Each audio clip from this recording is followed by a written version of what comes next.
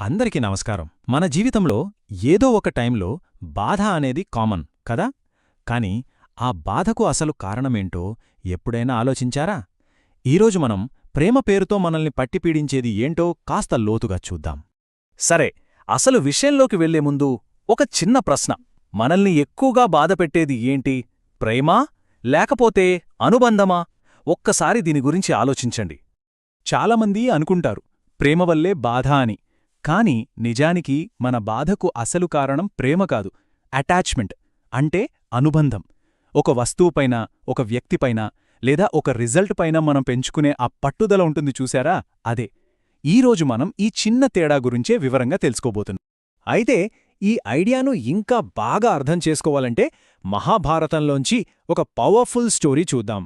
ఒక హీరో ఎదుర్కొన్న డైలమా గురించి తెలుసుకుందాం. ఇక్కడ అర్జునుడి కన్ఫ్యూజన్ చూడండి. యుద్ధం చెయ్యలేకపోవడానికి కారణం కేవలం జాలి మాత్రమే కాదు.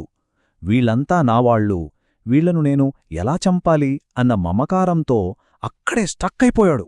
అతన్ని ఆపింది వాళ్లమీదున్న ప్రేమ కాదు, వాళ్లను కోల్పోతానేమో అన్న భయం, ఆ అటాచ్మెంట్. సరిగ్గా ఇలాంటి టైంలోనే శ్రీకృష్ణుడు అర్జునుడికి ఒక అద్భుతమైన సలహా ఇస్తాడు. ఈ రోజు మనం మాట్లాడుకుంటున్న టాపిక్ మొత్తానికి ఇదే centre point.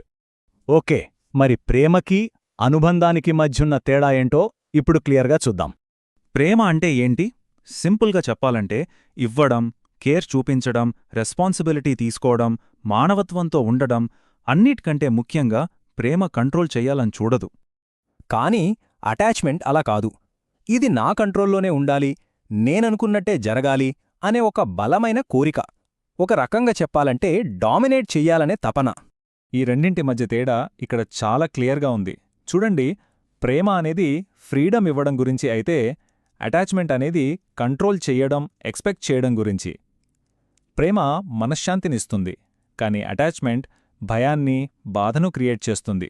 So bottom line ఏంటంటే ప్రేమ అనేది ఒక యాక్షన్, అటాచ్మెంట్ అనేది ఒక డిమాండ్. సరే, ఆ పాత కథ నుంచి మన ప్రెజెంట్ లైఫ్లోకి వద్దాం. ఈ అటాచ్మెంట్ అనేది మన డైలీ లైఫ్లో ఎలా కనిపిస్తుందో చూద్దాం. ఒక్కసారి ఆలోచిస్తే ఇవన్నీ మనకు బాగా తెలిసినవే. ఎదుటివాళ్లు నన్ను ఖచ్చితంగా అర్థం చేసుకోవాలి అని డిమాండ్ చేయడం, ఫలానాది జరిగితేనే నేను హ్యాపీ అని ఫిక్స్ అయిపోవడం, మన సెల్ఫ్ వర్త్ని జాబ్ టైటిల్కో స్టేటస్కో ముడిపెట్టడం, ఇవన్నీ మన జీవితాల్లో అటాచ్మెంట్కు మోడర్న్ ఎగ్జాంపుల్స్. చూసారా, మనం అటాచ్ అయిపోయినప్పుడు వచ్చే అసలు సమస్య ఇది.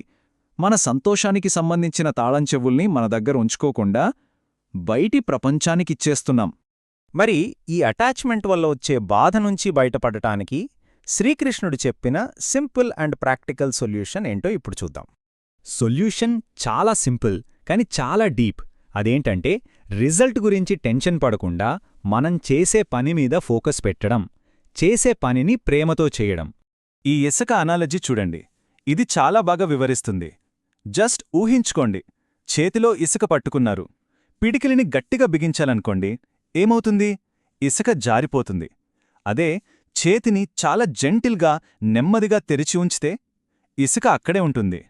రిలేషన్షిప్స్, మన గోల్స్, రిజల్ట్స్ అన్నీ ఆ ఇసుకలాంటివే. మనం వాటిని ఎంత టైట్గా పట్టుకోవాలని చూస్తే అంతగా మన చేతుల్లోంచి జారిపోతాయి. సరే, మరి ఈ నాలెడ్జ్ని ప్రాక్టీస్లో పెట్టడానికి ఒక పవర్ఫుల్ టెక్నిక్ చూద్దాం. దీన్ని ఒక కొత్త మంత్రంలా అనుకోవచ్చు. ఈ సింపుల్ కానీ పవర్ఫుల్ థాట్ని అడాప్ట్ చేసుకోవచ్చు. నేను ఎఫర్ట్ పెడతాను, నేను ప్రేమిస్తాను, నేను రెస్పాన్సిబిలిటీ తీసుకుంటాను, కానీ అవుట్కమ్కి అటాచ్ అవ్వను. ఈ ఒక్క మార్పు చాలు మనకు చాలా ప్రశాంతతనిస్తుంది. సో ఫైనల్గా ఈ కీ మెసేజ్ని మళ్ళీ గుర్తు చేసుకుందాం. ప్రేమించండి, ఫ్రీగా ప్రేమించండి, కానీ అటాచ్ అయిపోవద్దు. బాధను తగ్గించుకోవడానికి ఇదే అసలైన దారి. అయితే ఇక్కడో ప్రశ్న వస్తుంది. ఓకే, అటాచ్మెంటే ప్రాబ్లం అని అర్థమైంది, కానీ మన అంచనాలే మనల్ని ఎందుకు అంతలా బాధిస్తాయి? చాలా ఇంట్రెస్టింగ్ కదా. దీని గురించి మనం నెక్స్ట్ టైం వివరంగా మాట్లాడుకుందాం.